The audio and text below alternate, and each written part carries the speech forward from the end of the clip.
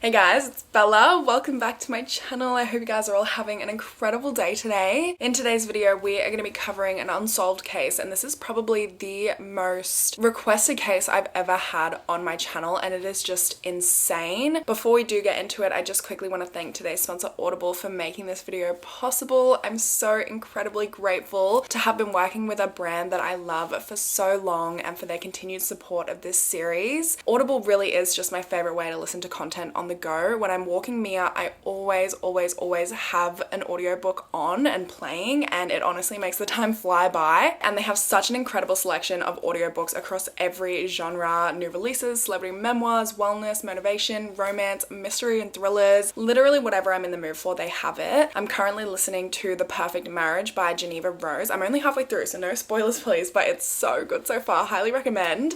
It's a psychological thriller, so I think you guys would really enjoy. I also love a good romance, and Book Lovers by Emily Henry is so good. And as an Audible member, you can choose one title a month to keep from their entire catalog, including bestsellers and new releases. And Audible members also get access to a growing selection of audiobooks, Audible originals, and podcasts, which are all included in your membership. And you can download or stream them all you want. And you can also get a 30-day free trial if you go to audible.com/bellafiore, or if you text bellafiore to 500.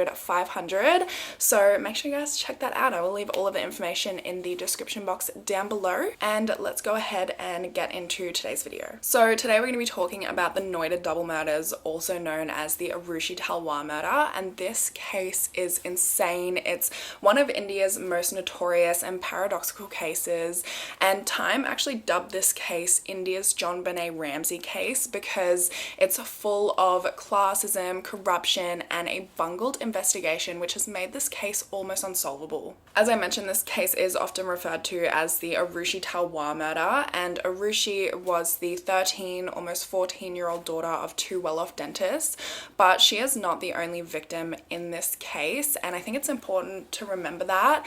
Hemraj Banjade was a 45-year-old Nepali man who worked as a live-in domestic servant for the Talwar family, and I feel like a lot of people brush over him or forget him or don't really talk about him that much in this case, but it's important to remember that he was also a victim in this case. He was also murdered. So I'm going to start off with a little bit of context. Aarushi Talwar was born on the 24th of May in 1994, and she was the only child to Rajesh and Nupa Talwar. She was said to be a shy yet bubbly teenager. She was popular at school, and she had a healthy and open relationship with her parents. And they had actually gone through 5 years of IVF before becoming pregnant with Aarushi, so she was just the absolute light of their lives. And Rajesh and Nupa both worked as dentists, so they were pretty well off as well. They owned their own dental clinic in Sector 27 of Noida, which they had opened with another couple named Anita and Praful Durrani, and they were close family friends of the Talwars, and they were also dentists, of course. And then the Talwars also saw patients at the Fortis Hospital, where Rajesh was head of the dental department,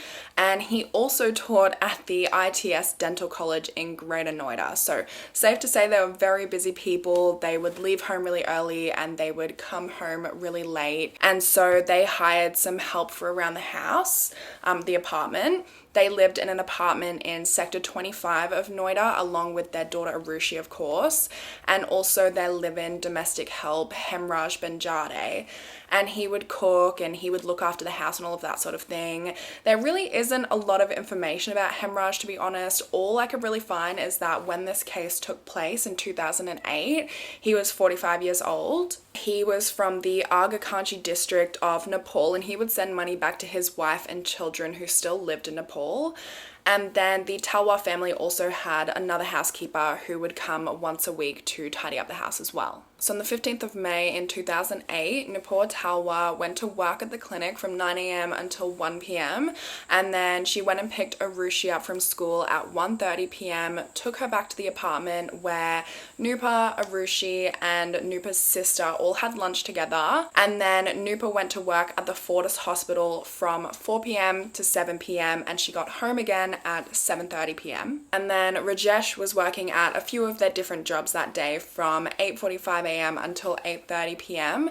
And then his driver, Umesh Sharma, dropped him home at around 9:30 p.m. And Umesh actually parked the car up, and then he came into the apartment to drop off Rajesh's bag, and he also handed the car keys over to Hemraj, and then he left. And that was the last time anyone from outside of the household saw Aarushi or Hemraj alive. And no one knows what happened after he left, so the rest of the timeline is the Talwar's version of events. So after Rajesh got home, Hemraj had prepared dinner for the family, and so everybody sat down to eat.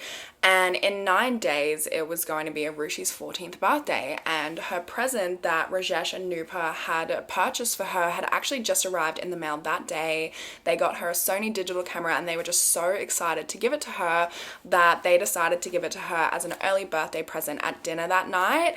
And Aarushi was over the moon. She was so excited about this camera. She was taking photos all night, and the last photo she took was at 10:10 p.m. and that was a photo of Aarushi. And there also, like, later on in the case, it was found that a few photos from the camera were actually deleted, and some people thought that might have been suspicious, but I'm inclined to believe, because the very last photo was just a selfie of Aarushi, I'm inclined to believe that the earlier photos that were deleted were just like photos she didn't like, or photos she had accidentally taken, or something like that. After that, at around 11 p.m, everybody went to their bedrooms. They didn't go to sleep or to bed, they just went to their bedrooms to unwind, have some time to themselves, because, you know, especially Rajesh and Nupa, they worked very long hours, and so they didn't want to just work, get home, eat, go to sleep, wake up, work, get home, eat, go to sleep, do it all over again. You know, they wanted some time to themselves, so they would usually hang out in their bedroom and have some me time and stay up late, and then they would also sleep in as late as they could in the morning as well. And then Aarushi, every single night, she would stay up until 12:30 to 1 a.m. talking to friends as well. Just after 11 p.m, Rajesh decides he wants to respond to some emails, but the internet router's off, so he asked Nupur to go and turn it on, and the internet router is located inside Arushi's bedroom. And one thing to note about this apartment is that most of the doors are self-locking, so when you close the door it automatically locks, and you can open it from the inside, but to get into that door from the outside you need a key to unlock it. So Nupur uses a key to get into Arushi's room, and she comes in, Arushi's just on her bed reading a book. Nupur turns the router on, says goodnight, closes the door on her way out, and then goes back to her and Rajesh's bedroom. At around the same time as Nupur was turning the router on, Rajesh answered a call that came through to their home phone from a US number, and the home phone is located in Rajesh and Nupur's bedroom.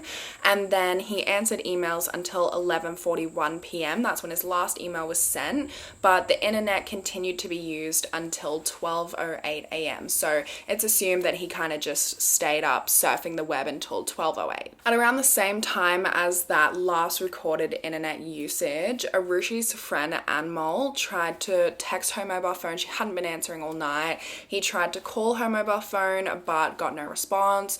Then he tried to call the home phone but nobody answered.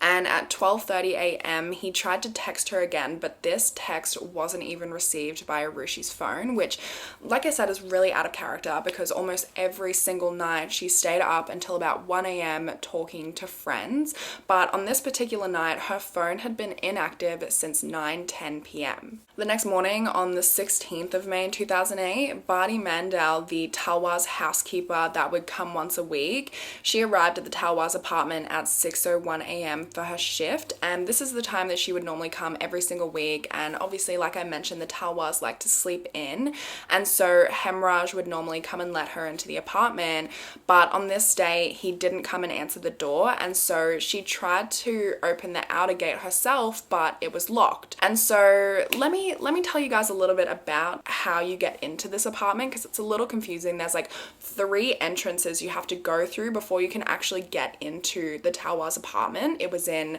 like a secure complex. I'll also put a little photo on the screen because it can get a little confusing. So basically, there are 3 doors you have to go through to get into the apartment. There were stairs that led up to the first door, and this door was like a gate, and it was usually unlocked, but it was pretty stiff, so you'd have to give it a bit of a hard push to open it. And then after that first gate, there was a middle door, which was a mesh grill door type of thing, so you could see through it and you could talk through it, and that one was usually locked. And then there was also the innermost door, which was a wooden door, and this was the door that actually let you into the Talwar's apartment, and it was self-locking like most of the doors in the apartment. So it locked automatically when you closed it. You could open it from the inside, but you would need a key to open it from the outside. And then also something important to note is that Hemraj had an entrance from his room which led directly outside of the apartment, and that was located between the outermost gate and the middle gate, so he could just exit super easily. So Barty was waiting at the outermost gate, and like I said, that was the one that normally just needed a hard push and you could get through it, but on this day it seemed to be locked, and so she's knocking, she's ringing the bell, and it takes a few minutes, but finally Nupur comes outside and she's like, hey, like, what's going on? And Barty's like, this door is locked, like, I need you to let me in. And Nupur says, well, you know, I don't know where Hemraj is. He must have just gone out to get some milk or something, but when he comes back, he'll let you in. And Barty's like, dude, no, like, I've got other jobs to get to. Like, just come and unlock the door and let me in so that I can get my work done and move on to my next appointment. Just, you know, go on to the balcony and throw the keys down to me. And so Nupur goes inside and she tries to call Hemraj, and on the first time she calls him, the phone answers, but after 2 seconds it disconnects, like someone hung up.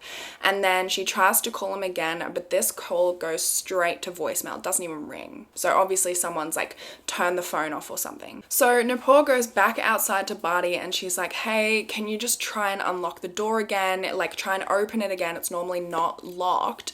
And Barty's like, dude, you know, just throw me the keys down for the balcony. And Nupur finally agrees. She goes inside to get the keys, and in order for her to throw the keys down to Barty from the balcony, Barty needs to go down the stairs, walk around to the complete other side of the apartment complex where the balcony is located, grab the keys from Nupur, and then she needs to come all the way back around to the front gate, if that makes sense. The balcony is located like on the opposite side of where the entrance to the apartment is. So she walks around, she gets the keys from Nupur, comes back around, and she decides before she unlocks it, she's just going to try one more time to push it open, and it opens. She doesn't even need to unlock it. It's unlocked, right? And then she gets to the middle gate, and that's not locked either. That's just latched. So I don't know if she didn't push it hard enough the first time, or while she was making that big walk around and back again, somebody had actually come through and like unlocked both of those front gates. Not sure why somebody would do that, but something to think about. Now, while all of this is going on and Barty's grabbing the keys and unlocking all of the front gates to get into the house and all of that commotion, Rajesh wakes up in this time, and he comes out into the dining living area, and he notices a scotch bottle or a whiskey bottle on the dining table, and immediately he's like, something is not right. We all had dinner at this table together, and then we all went to bed, and none of us had anything to drink, so there's no reason that this alcohol bottle should be on the table right now. And so he calls out to Nupur and he's like, hey, can you go and check on Aarushi? And they go and check on Aarushi together, and the first thing they notice is that her like door is already unlocked, which is super suspicious because, like I said, her bedroom door is self-locking, so if she's in there, the door should be locked. And then when they enter the room, that's when they find their daughter lying dead on her bed. Her throat had been slashed deeply, and she had some kind of head injury, and there was blood pooled around her head. She had been covered with a white flannel blanket, and her school bag had been placed on top of her head, and then some plush toys had been kind of set up on her bed around her. There was no blood on any of the toys or on the school bag, which meant they were likely placed there after her murder, but there was blood on the pillow, on the bed, on the walls, on the floors, and also on the outside facing side of the bedroom door, which meant that the door would have had to have been open when the attack occurred. Upon this discovery of Arushi's body is when Badi enters the apartment, and immediately she sees the Talwars crying. I mean, Rajesh, he is just screaming. He's hysterical. He's just found his daughter dead in her bed. And then Nupur is in a state of shock. She's just standing there, and she sees Badi enter the apartment, and immediately she says, come and see this, come to Arushi's room.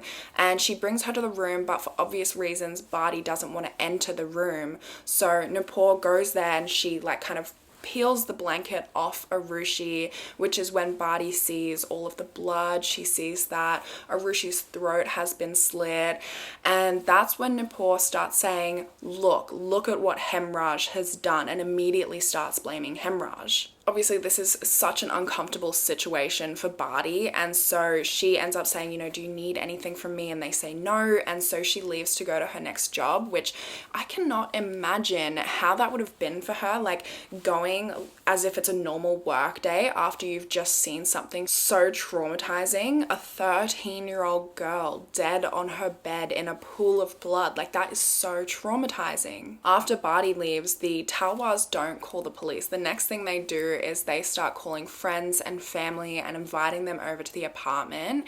It was actually one of their neighbors who contacted the police because Badi, on her way out, told one of the neighbors what had happened, and so that neighbor in the apartment complex called the police, and the police arrived to the apartment at 7:15 a.m.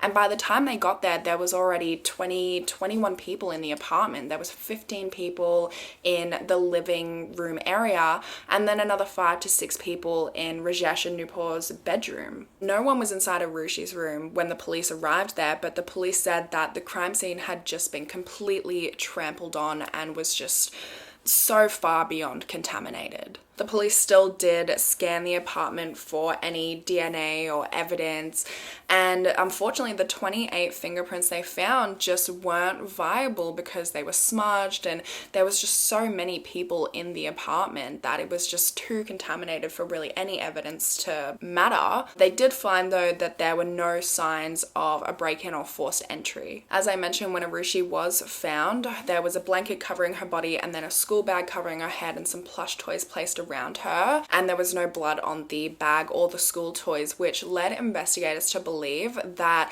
the whole scene of her murder had actually been staged, and the toys and the bag had been placed there after to kind of cover her face and then also kind of set the crime scene. And then they also sent part of Arushi's mattress, her pillow, her bed sheets and her clothing off to forensic lab for DNA testing. They also went and dusted the scotch bottle that was found on the dining room table, and this scotch bottle actually had blood on it, and it also had both Arushi's and Hemraj's DNA on the bottle. And then they very quickly sent Arushi's body off for her post-mortem exam as well. Now, as they're looking around the house, gathering their evidence and their DNA, they realize that Hemraj is missing. He's nowhere to be found. In his quarters, his dinner is sitting out, but it had never been touched, not even a bite. And so Rajesh was getting really annoyed by this point, and he was saying to the police, you are wasting your time here looking for fingerprints and evidence and whatever. You should be out there looking for Hemraj. Obviously, this was Hemraj. And he even tried to bribe them with 25,000 rupees to just stop looking at the apartment and to go and look for Hemraj instead. And the police didn't accept the bribe, I think, but they did, for the most part, agree with the theory that this was probably Hemraj's doing. As I mentioned before, Nupur had gone into Arushi's room to turn the internet router on the night before, and she couldn't remember if she had accidentally left the door slightly ajar, which meant that she left the door unlocked, or if she had left the keys in the door or something. And so their theory was that Hemraj had gone and had a drink of scotch and gotten a little bit drunk, and he left the scotch bottle on the dining table. He then went to Arushi's room, which happened to be unlocked, and he went in, tried to sexually assault her, but when she resisted, he killed her using a cookery knife, which is a traditional Nepali knife. I'm not sure why they decided on the cookery knife, considering they didn't have a murder weapon, their post-mortem exam hadn't been completed. I guess they just thought he's from Nepal, so he must have used a traditional Nepali cookery knife. Either way, this is their theory at the time, and so they're on the hunt for Hemraj, and so they go and locate his son-in-law who was working nearby, I guess, and they handcuffed him, they beat him with a bamboo stick, and he knew nothing. And so after getting no information out of him, they sent a team to Nepal to try and locate Hemraj, and they actually took his son-in-law with them to try and get him to help them, even though he knew nothing. Now, in the meantime, while the investigation is still ongoing, like I mentioned, Aarushi's body was sent off for post-mortem exam very quickly. It was sent off at like 8:30 a.m, so it was all very fast. They found that her time of death was between 12 a.m. and 1 a.m, and they found that her cause of death was a blood clot in her brain, which was caused by blunt force trauma to the left side of her forehead, which also caused a cut. And then her throat was actually slit after her death, and it was done in a very precise manner, like with a lot of precision and skill. They determined that it was likely like a surgical knife or a cookery knife that was used to create the slit on her throat.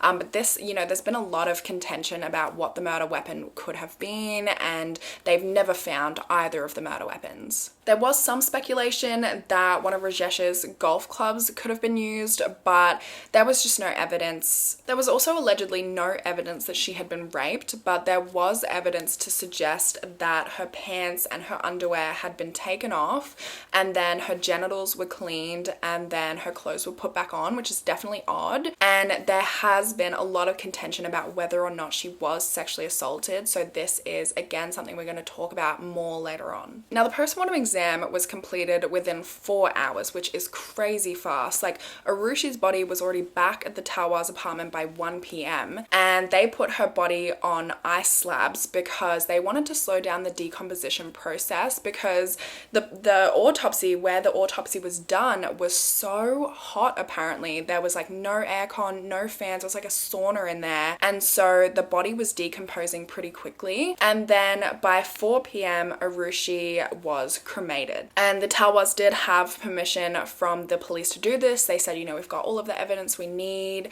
and it is part of Hindu tradition that the body is cremated as quickly as possible, and usually within 24 hours. So then after Arushi's body was taken to be cremated, the Talwars actually got 4 domestic help workers to clean the entire apartment, including Arushi's room, like the entire crime scene, like scrub it down and everything, which again, the police gave them permission to do, which is just crazy to me. Like, I don't know if it's because maybe the crime scene was just so contaminated they figured it didn't matter anyway, but it just seems so quick. And what's crazy about this whole situation is that Arushi's mattress was too big for them to just straight up dispose of, and so they decided to drag it up the stairs to the terrace and put it out on the terrace till they could properly dispose of it. But the terrace door was locked, and so they said, oh well, they just took it to a neighbor's place and left it on their terrace, like the terrace that connected to the Talwar's terrace, like right next door. And the police actually later found blood stains on the stairs that led to the terrace door, and actually on the terrace door as well. But because they hadn't checked it out before, they didn't know if the blood stains were already there or if the blood stains were from Arushi's mattress. And so they asked Rajesh to go and get them the keys to the terrace, and he says, yeah, I'll do that. And then he just never does. He just never gives them the keys. And the police don't even bother pushing it either. They're just like, oh, well, he didn't get him. Guess we can't get on the terrace. Like, you're the police, do something about it. Break onto the terrace if you have to. There's blood stains leading up to it. And they don't know if these blood stains were already there or if it's from the mattress because they didn't check. Just this investigation was not good. So the next day, on the 17th of May, more people are coming to the Talwar's apartment to pay their respects, and the Talwars aren't even there. They've gone to the Ganges River to scatter Arushi's ashes as per Hindu tradition. And so Rajesh's brother Dinesh was actually looking over the apartment and everybody who came through, and one person who came to the apartment that day was KK Gautam, and he was actually a retired deputy superintendent from the police, and he was invited by one of Rajesh's colleagues, and the colleague just kind of said, have a look at the place and see if you notice anything weird. So he looks around and he notices the blood stains leading to the terrace and tries to get on the terrace. It's locked. So he calls the police and he's like, you guys really need to get onto the terrace break the lock if you have to. And he convinces them to break the lock, and they finally get onto the terrace, which is where they see all of these bloody drag marks, and they actually find a body at 10:30 a.m. on the 17th of May. It was so hot in India at the time that the body was already in the advanced stages of decomposition. And so Dinesh calls Rajesh and Nupur, and he's like, you have to come home, like something's happened, there's a body. And so they come straight back home, and Nupur stays in the car with Aarushi's ashes. Rajesh comes up to the terrace to look at the body, and he can't identify the body. He's like, sorry, it's too decomposed, I can't tell. But later on, one of Hemraj's friends was able to identify the body as Hemraj's. So I don't know how Rajesh, like if one of Hemraj's friends could tell it was him, how could Rajesh, who lives with Hemraj and sees him every single day, how could he not tell that it was Hemraj? Anyway, next to Hemraj's body, there was also blood on the wall, and there was a handprint in the bloody wall, and they determined that the blood did belong to Hemraj, but they couldn't determine who the handprint belonged to. And then also on the terrace, they found a bloody shoe print, and that shoe print was a size 8 or 9 shoe. So Rajesh and Nupur leave again to go and scatter Aarushi's ashes while Hemraj's body is sent off for post-mortem exam.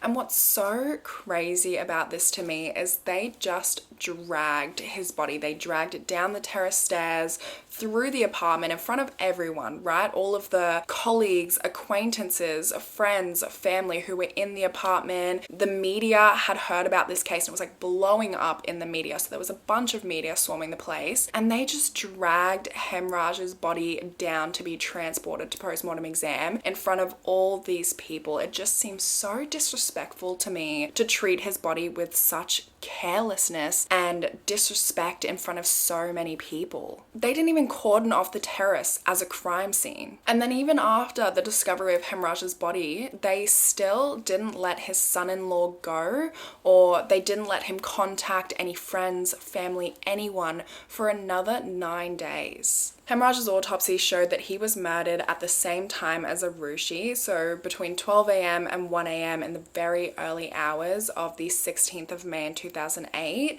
and he was also murdered in almost the exact same way. So his cause of death was blunt force trauma to the back of his head, and then his neck was also slit after his death, and this was done again with precision, like very professionally. After Hemraj's murder, he was dragged 20 feet across the terrace, and they could tell not only because of the drag marks on the terrace, but because he had abrasions to his elbow and the back of his arms from the dragging. After that, they propped him against an air conditioning unit and used one of the grates from the unit to kind of cover his body. And then, as I mentioned, the day before, they had taken Aarushi's mattress up to the neighbor's terrace. This terrace was right next door to the Talwars, so they were connected. They were just separated by this kind of wall and then a little bit of mesh on top of that. So if you wanted to, you could kind of see through to the other terrace. I guess they didn't look. Also, not only would they not have seen him because he was covered by the air conditioning grate, the killer or the killers had actually put a bed sheet over the mesh that separated the two terraces. Hemraj's blood was not found anywhere in the apartment. His blood was only found on the terrace and then a little bit on that scotch bottle that was found on the dining table. So it was determined that he was likely murdered up on the terrace. And although his body was found just 28 hours after Aarushi's body was found, because it was India, it was May, it was really, really hot, and he was on the terrace for all of that time, his body was in such an advanced state of decomposition because of the heat. Also, during Hemraj's autopsy, they found no food in his system at all. They only found 25 mils of liquid in his system, whereas Aarushi, they obviously found food in her system because the last thing she did that night, the last thing she was known to do was have dinner with her family. And, you know, Hemraj's plate, as I mentioned before, his full dinner plate was found in his quarters completely untouched. And it was determined that that plate was served at 10 p.m., but he never got around to having a bite. Now, obviously the discovery of Hemraj's body has changed the entire investigation, because up until this point they believed Hemraj had killed Aarushi and then fled, but obviously he wasn't responsible for Arushi's murder if he was also murdered himself. One of the first people the police looked into, or one of the first suspects they looked into, was a man named Vishnu Sharma, and he worked as the domestic help for the Talwars for 10 years, and he was also from Nepal. He would go on these long holidays back to Nepal to visit his family, and when he was gone he would always find a replacement to work for the Talwars while he was gone, and then when he would get back he would take over again. And then one day he left on a holiday and he got Hemraj to fill in for him, and when he got back the Talwars said, actually, we're going to keep Hemraj on. And so Vishnu was out of the job, and so that was motive enough for the police, but turns out he was in Nepal when the murders occurred, so it couldn't have been him. So the police were back to square one, scrambling to find a suspect. So let's go over some of the evidence they have. From the entire apartment, the entire crime scene, because the crime scene was so contaminated and the investigation was so bungled, there was only 2 viable fingerprints, but they didn't match any of the suspects or any of the family members. There were no signs of forced entry into the apartment. The middle of the 3 gates or 3 doors that you had to go through in order to get into the Talwar's apartment was latched rather than locked, so it seemed like potentially someone had gone out of that gate and latched it from the outside. There were 2 sets of keys to the house, Hemraj's set of keys and then Noor's set of keys, which she normally left on her bedside table in her and Rajesh's room. And what's odd is this whole commotion they had the morning that Arushi's body was discovered, with the gates and the keys and Badi, the housekeeper, trying to get in. And you know, when she was first at the gate it was locked, and then she went all the way around to the other side of the apartment to grab the keys Noor threw down from the balcony, and then she had to come all the way back around, and when she came back around, both the front gate and the inner gate were unlocked. So it's speculated that Noor actually may have done this as Badi was kind of making those trips around the apartment building. She may have come through Hemraj's door and unlocked the front gate and then kind of latched the middle gate from the outside as well, to make it look like somebody had kind of left that gate and latched it from the outside. Another interesting point with the keys as well is that on the night of the 15th of May, Noor had to use her keys to get into Arushi's room to turn on that internet router, and she can't remember if she left the keys in the door by accident or something. And so the next morning on the 16th of May, when she was trying to let Badi in, she found her keys on this like framed wall sculpture right near the front entrance, and she said she would never put the keys there. So either she's lying, or somebody, the killer, would have had to taken the keys out of Arushi's door and place them there, or somebody would have had to come into Rajesh and Noor's room and take them from Noor's bedside table. And Rajesh claims that he forgot to lock their primary bedroom door that night, so somebody could have come in and taken them from the bedside table. But would they not have noticed that or heard that if somebody came into their room and took the keys off their bedside table right next to where they were sleeping? I don't know, it's just a bit suspect with this whole key thing. And like, you know, they apparently were using the internet until 12:01 a.m. The murders occurred between 12 a.m. and 1 a.m. So they couldn't have been in like that deep of a sleep when the person came to get the keys. So either Noor left them in Arushi's door and the killer got them that way, or Noor is not telling the full truth, because her story with these keys has seemed to change a lot. Also, the key to the terrace has never been found. As I mentioned earlier, the internet wasn't used after 12:08 a.m., but the internet router was turned off at 3:43 a.m. and it wasn't turned back on until 6:01 a.m. And the Talwars were like, oh, well, there must have been a power outage, but the electricity board shows that there was no power outages in the area that night. So someone had to go into Arushi's room at 3:43 in the morning, turn off the internet, and then at 6:01 a.m. they had to go back in there and turn it back on. And then there's also also the mobile phones, Hemraj and Aarushi's mobile phones, both of which disappeared after the murders. On the 15th of May, Hemraj received 2 calls from the Talwar's clinic, one lasting 10 minutes and one lasting 2 minutes. And then at 8:27 p.m. that night, he also received another call from an unknown number. They've never been able to determine who this call came from, but they were able to determine it came from a public phone that was located within 1 kilometer or 0.6 miles of the Talwar's apartment. As we know, Nepal also tried to call Hemraj on the morning of the 16th at around 6 a.m. The first call went through and then disconnected after about 2 seconds, and the second call didn't go through. But that first call that did go through for that 2 seconds, it pinged at a tower in the vicinity of the Talwar's apartment. Hemraj's phone was never discovered after the murders. As we know, Aarushi's phone was inactive from 9:10 p.m. on the 15th of May, which is extremely out of character because, like I mentioned earlier, she normally stayed up until 12:30, 1 a.m. every single night talking and texting to her friends. In the days leading up to her murder, they found that she had 680 text messages and calls with her friend Anmol, who is the friend that tried to text her and call the home phone on the night of the murders. And then her phone was actually found in January of 2009. A housemaid had found the phone on a dirt track and had given it as a gift to her brother.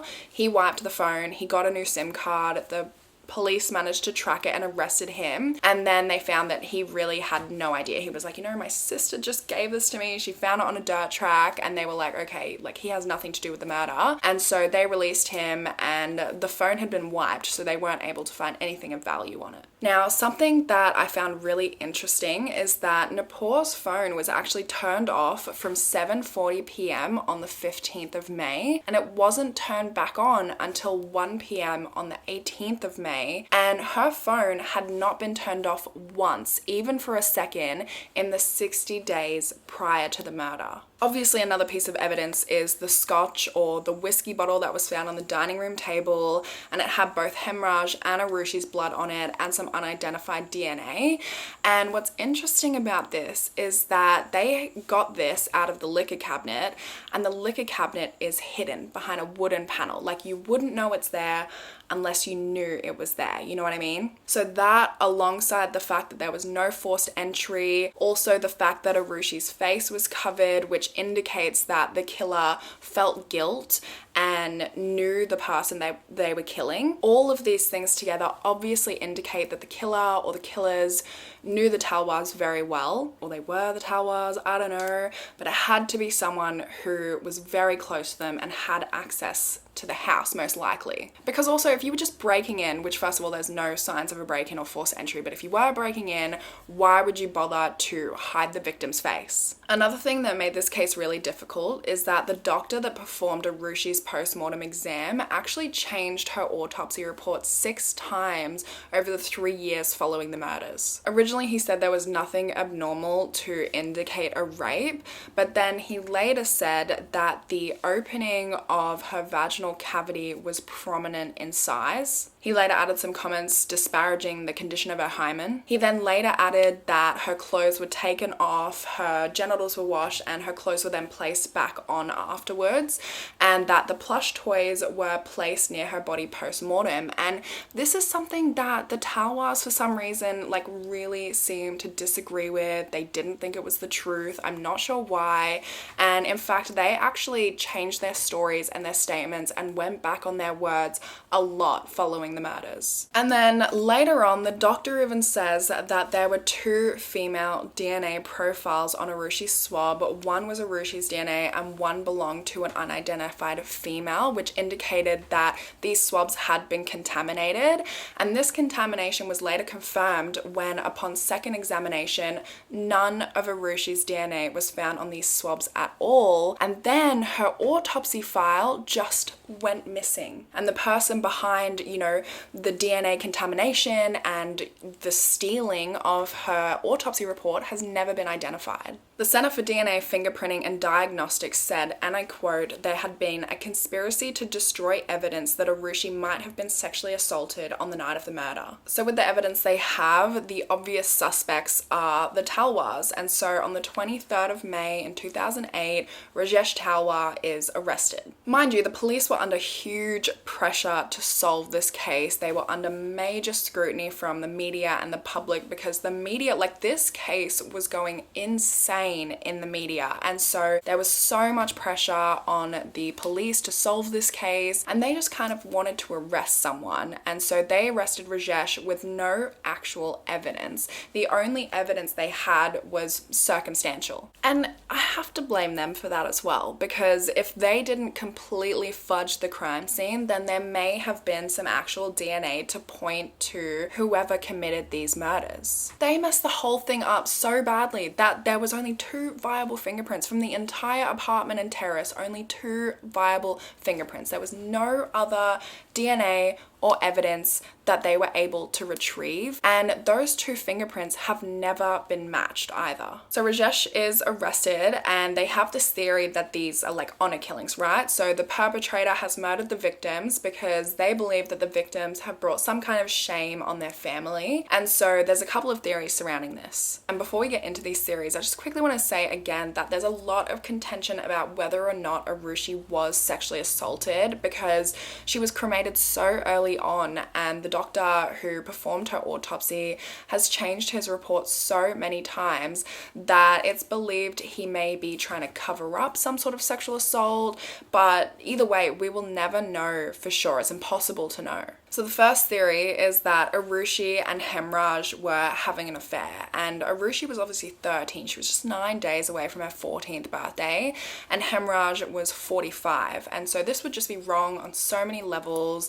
The theory goes that Rajesh caught them in a compromising position and he killed them both in a fit of rage. And then the other theory is that it was actually Rajesh who was having the affair and that Aarushi and Hemraj found out. And this theory goes one of 2 ways. The first way is that Hemraj confronted Rajesh and tried to blackmail him, and so he murdered Hemraj, and Aarushi was witness and she also knew about the affair, so he had to kill her as well. And in regard to those 680 texts that I mentioned earlier between Anmol and Aarushi in the days before her murder, some people theorize that that was her kind of confiding in him about the whole affair situation. Or it could go the other way around, that Aarushi was the one who confronted her father, he murdered her, Hemraj saw it, and so he had to kill Hemraj as well. And then Nupur helped, cover everything up and clean everything up. And then the police believe that it was actually a mix of these 2 theories, and the Inspector General on the case actually held this infamous press conference where he announced this theory, and he also actually said Arushi's name wrong. He got her name wrong in this press conference. But he basically said that the police believed Rajesh was having an affair with Anita Durrani, who, if you remember, is the Talwar's family friend. Her and her husband co-own the dental clinics with them, and so they think that Aarushi and Hemraj found out about this, and then they kind of started an affair of their own. They grew closer because they had this shared knowledge, this shared secret together. They started their own affair, and Rajesh walked in on them in a, quote, objectionable but not compromising position that was sexual in nature, and he freaked out and he killed them, not only for their own affair, but also so that they wouldn't out him in his own affair as well. They claim that he took Hemraj to the terrace to have it out with him, and that's where he killed Hemraj. And then he went downstairs, had some scotch, and, kind of got up the courage to murder his own daughter, and then went into Arushi's room and murdered Aarushi as well. And the media loved this theory. They really latched onto this theory and they did not let go. They went as far as to run stories that the Talwars and the Duranis were partner swapping. This had everything they needed for a great story. Honor killings, affairs, messy family antics, everything the media could want. because they're vultures. And the issue was that once the police held this press conference and spoke about this theory, that was it for the media. They didn't want to hear any other theories. And the police didn't want to hear another theory really either. They really wanted this to work because they just wanted to solve the case. They just wanted it to be closed. They really wanted this storyline to work, even though there was no DNA, no evidence whatsoever to support this theory. None of Hemraj's DNA was found in Aarushi's room. There was absolutely no evidence to say that Hemraj and Aarushi were having an affair. Nobody, none of Aarushi's friends said it, family, even Hemraj's wife came out and said, there's no way, like, he saw Aarushi as a daughter. And it's really sad that the media were painting him in this light when he couldn't defend himself. And Aarushi wasn't there to, disparage these rumors either. Anita Durrani denied any allegations that her and Rajesh had an affair. Rajesh claimed that he was being set up for the murders, and he also said, and I'll quote, that he was brought up in a very liberal atmosphere with a modern outlook and insisted that the mentality of an honor killing wouldn't even cross his mind as a natural reaction. So after this dumpster fire of a press conference, the Inspector General who held it was transferred, and by the end of May, the CBI took over this investigation, and they are the Central Bureau of Investigation. They're basically like India's FBI. And so, that really goes to show you how massive this case is, because the FBI isn't going around investigating every single murder. And the CBI found that 90% of the evidence found at the crime scene was destroyed due to contamination or police negligence. Now, the Talwar's room is right next door to Aarushi's room, and they claimed that they didn't hear the murders because of their loud air conditioning unit. So they had no idea that anything happened until they woke up in the morning and discovered her body. And this was a pretty big thing of people being like, well, obviously they're lying, because how would they not hear anything? Like, there's no way an air conditioning unit would drown out the sounds of a murder. So the CBI did a test to see if the Talwars would be able to hear anything in their room with the air conditioning unit on, and this proved that it's possible they may not have heard the murders. And there were no signs of a struggle with Aarushi's murder either, so it could have happened while she was in her sleep or while she was facing away, and it could have been pretty soundless anyway. But I have a bone to pick with this little test experiment that they did, because while it does prove that, yeah, the air conditioning unit in their room is loud, that's about all it proves, because this is the experiment they did, right? One investigator stood in the Talwar's bedroom with the aircon on, and then another investigator was in the living room and dropped a fork, while a third investigator just walked around the living room at a normal pace. Sorry? Like, what does that prove? They didn't go, do it in Aarushi's room, first of all, and they didn't do it, they didn't make it seem like there was a commotion or anything like that. So anyway, the CBI starts looking into other suspects, other possibilities, and one man that they look into is a man named Krishna Thadarai. He was a Nepali man, and he worked as the Talwar's dental assistant, and 2 days before the murders, Rajesh actually kind of had a go at Krishna at work for a mistake that he made, and Krishna was allegedly so embarrassed that he vowed to take revenge on Rajesh. And Rajesh also claims that the entire storyline about the honor killing and the affair and all of that was fed to the police by Krishna Thadarai as part of his revenge plot. Now, Krishna Thadarai was also friends with these 2 other men from Nepal. One was named Rajkumar Sharma, and he actually worked as the domestic help of Anita Durrani. And then he was also friends with another guy named Vijay Mandel, who worked as the domestic help to one of the Talwar's neighbors. And so all of these Nepalese guys, Krishna Thadarai, Rajkumar Sharma, and Vijay Mandai, were all arrested, and the focus was shifted from the Talwars to these guys. The CBI used narco-analysis tests on these 3 men, multiple narco-analysis tests over multiple days. And a narco-analysis test is where they use this drug, which they call the truth serum, and it's a very controversial tool used to extract information from people who are in a hypnotic state. Under this truth serum, all 3 of these men confessed, and they all had varying recollections and levels of involvement. So now the new theory is that these three men went to the Talwar's apartment at around midnight, so around the time the murders took place, and they went there to hang out with Hemraj and have a drink with Hemraj. And actually in Hemraj's room during the investigation, they found a bottle of beer, a glass of whiskey, and a glass with like some lemonade in it, even though Hemraj doesn't drink at all. He's what's known as a teetotaler, which means he drinks zero alcohol. The theory goes that they're all hanging out in Hemraj's quarters, and Krishna Thadarai starts talking about how terrible Rajesh is and how he embarrassed him at work. And then some of the other guys like Hemraj agree. They're all getting kind of fired up about what a douche they think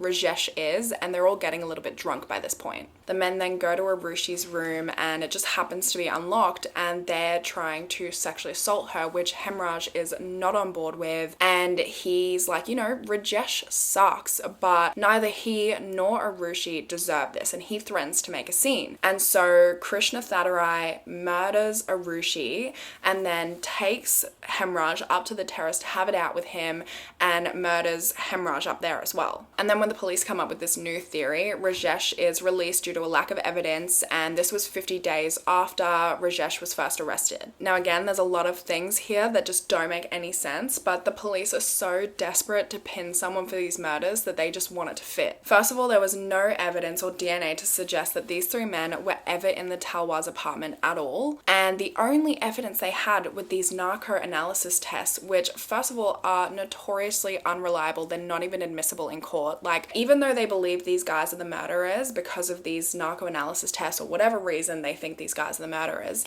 they can't actually charge them with murder because they can't use the narco analysis test in court, and that's all they have on them. Not to mention, the narco analysis tests were all over the place. We're going to get into it, but they administered them over multiple days, multiple times, and they are a mess. Another thing is that the domestic help aren't actually allegedly allowed to have guests unless they have explicit permission, and Rajesh just wouldn't have given that. He was apparently really strict, which is something that Hemraj had complained about to his wife. Not to mention, he doesn't drink, so she found it really hard to believe that he would have had people over, or that he would have had people over drinking. There's just no way. This is a quote that she said. She said, "He didn't even host people here in the village. If he had to see someone, he'd visit them." Hemraj's autopsy also confirmed that there was no alcohol in his system. And something really interesting to note is that the Inspector General actually said in the photos that were taken on the first day of the investigation that those three bottles I mentioned earlier, the beer bottle, the glass of scotch, and the glass with lemonade in it, they weren't in any of the photos that were taken on the first day of the investigation. So it's possible that those three bottles were just fabricated. There were also 6 security guards at the Talwar's apartment complex the night of the murders, and they said that they didn't see anybody walk in or out of the Talwar's apartments. They were just like on foot, so there could be some discrepancy there, but they didn't see anyone come in or out of the Talwar's apartment. Krishna Thadarai's family provided an alibi for him, and Krishna also claimed that the CBI actually tortured him to get his confession, despite the fact that they didn't have any evidence to prove his guilt, and that the former CBI director told him to, quote, "Take the allegation on yourself and we'll reduce your quantum of punishment." His narco analysis test was also anonymously leaked online, and in the raw footage, he actually insists multiple times that he is innocent. And also, the woman who questioned Krishna Thadarai during his narco analysis test posed biased questions. She was later removed from her position because she faked her date of birth, and there was also evidence to suggest that she had manipulated videos of the test that she conducted, and that she also tortured some of her subjects, and so thousands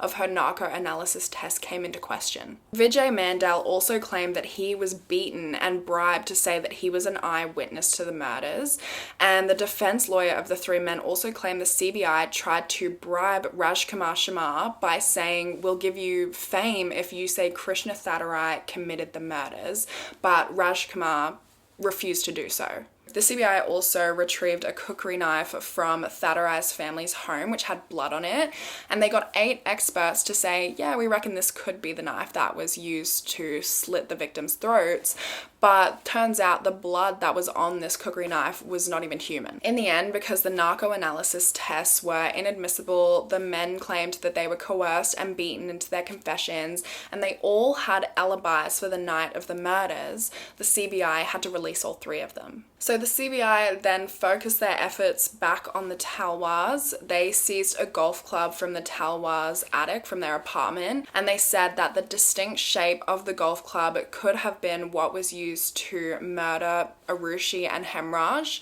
And then they also tried to say that the cuts on the neck could have been done with a surgical knife. And obviously the Talwars were doctors, they were dentists, but they were still doctors and they had medical experience and medical training. I mean, really, the CBI is just kind of jumping all over the place here. Like, could be a cookery knife, could be a golf club, could be a surgical knife, we don't know. But we're gonna keep arresting people. And then by 2010, the CBI moved to close the case, and in their report, they named Rajesh as the prime suspect due to the circumstantial evidence, but said that they couldn't charge him due to a lack of physical evidence and a lack of clear motive. And so they theorized that he hid Hemraj's body up on the terrace and he was going to dispose of it later. He just hid it up there so that people would think Hemraj murdered Aarushi and then fled, and then he was going to dispose of the body quietly later that night or just later on. And they claimed that's why he wouldn't give them the key to the terrace and that sort of thing. But what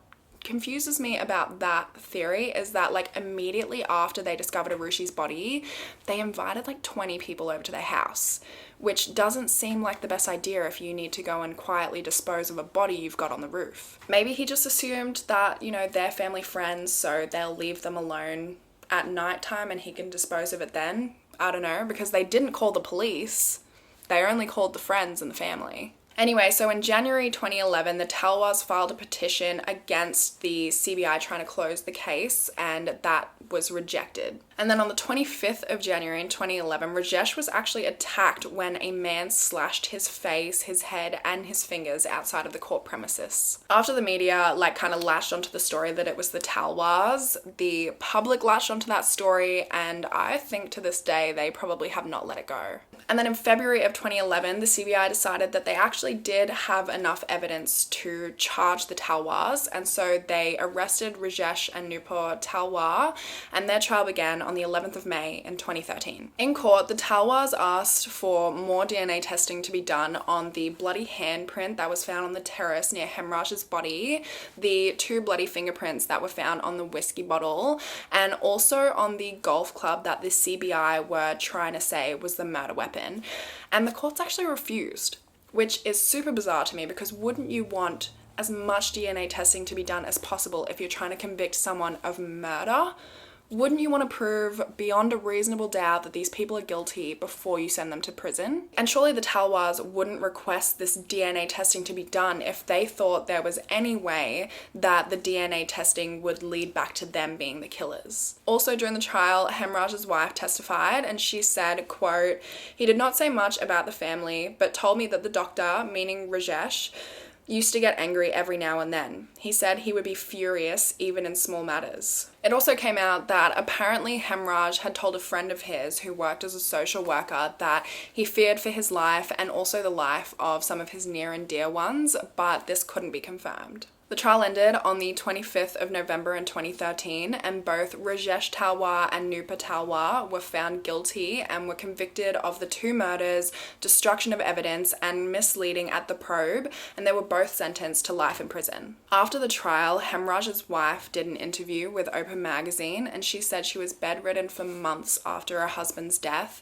and that her family really struggled financially as well because he was the sole provider for them. She also denied that Hemraj would ever have taken advantage of Aarushi. She said, quote, "I'm sad that Aarushi is dead. So is my husband, but no one talks about him because he is a poor man. I know he didn't do anything bad to Aarushi. I wish Aarushi was alive to say he is innocent." In January of 2014, the Talwars challenged their sentencing, and then on the 12th of October in 2017, the Allahabad High Court actually acquitted them and overturned their guilty verdict because, quote, "The prosecution has failed to provide its case against the accused appellants beyond all reasonable doubts." They said said that they were on trial by media and that's why they were convicted, but they deserved to be given the benefit of the doubt rather than having been convicted solely on suspicion. Both the CBI and Hemraj's family filed petitions to challenge this decision, and in 2018, India's Supreme Court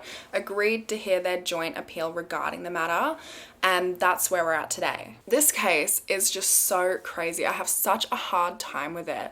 There's no evidence that anyone else was in the Talwar's apartment. The guards didn't see them. There's no signs of forced entry. There's no DNA from anybody else. And even if there was, you wouldn't know because the Talwars invited like 20 people over to the house as soon as they found Aarushi's body. The Wi-Fi router that was located in Aarushi's room was turned off and back on again while Aarushi lay in there dead, and it was turned back on at 6:01 a.m., which is when Bharti, the housekeeper, arrived at the Talwar's apartment. So we know Nupur got up at around that time. And the Talwar said, oh, there must have been a power outage, but there's literally evidence to prove that there was no power outage. So it's weird that they're even trying to say that. I feel like the power outage thing, like, that's not where my mind would jump to if I didn't commit these murders. My mind would jump to, I can't believe the killer was in our house still at 6 a.m. Also, the fact that Hemraj's phone was still in the vicinity of the apartment when Nupur tried to call his number at 6 in the morning, but his phone was never found after that. Not to mention the whole situation with the keys and the gates and letting Bharti in. I mean, it's all, like, just everything kind of leads to them. But I can't figure out why they would want to murder her. There's no motive there. From all accounts, they had a really great relationship and she was like this miracle for them. They had literally just given her an early birthday present hours before she was murdered. Not to mention the 2 unidentified fingerprints on the whiskey bottle. Who do they belong to? Because they don't belong to the Talwars. Honestly, I have no idea what to think because I'm always like, okay, it had to have been the parents. There's no evidence that anyone else was in the apartment. Everything leads to them. But then I come back to that whiskey bottle. And the fact that there's no motive. Who do those fingerprints belong to? Maybe though those fingerprints belong to one of the 20 people they invited into the house. I mean, I don't really know when that fingerprint testing was done because the police got there after the 20 people were already inside. Anyway, I would love to know your thoughts in the comments down below. I would love to pick your brains on it because yeah, this case baffles me. Do you guys think it was the parents or do you think it was whoever those fingerprints belong to? But that's all from me. I hope you guys have a wonderful rest of your day and I'll speak to you in the comments and hopefully I'll see you in my next video. Bye guys.